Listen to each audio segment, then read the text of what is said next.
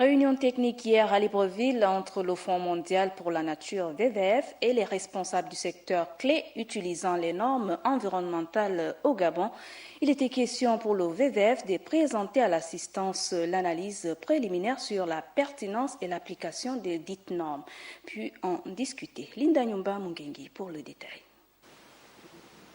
L'analyse présentée ici aux représentants des secteurs des mines, du pétrole, des forêts, de l'agro-industrie et des infrastructures a consisté à chercher comment les normes utilisées dans ces domaines clés sont en phase avec la politique nationale et les accords multilatéraux sur l'environnement, entre autres. L'idée derrière tout ça, c'était de voir s'il y avait moyen d'améliorer l'application et l'interprétation de ces normes et l'utilisation des outils HVC, HSC.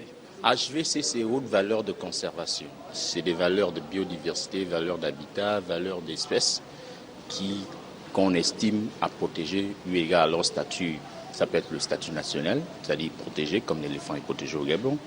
Haut stock de carbone, c'est, comme on le dit, c'est la possibilité qu'un espace forestier puisse stocker du carbone. Suivant les résultats préliminaires que l'on a pu observer, déjà, c'est qu'il y avait une cohérence, en tout cas, entre la politique nationale, les accords sur l'environnement dont le Gabon est signataire au niveau international, et également la composition des différentes normes. Conviés à cette rencontre initiée par le Fonds mondial pour la nature, pour information et contribution, les participants apprécient cette analyse. L'initiative est encourageante et ça permet de réduire l'impact de la déforestation, des pollutions, la sécurisation des sols et qui vient donc compléter le travail sur le plan d'affectation des terres.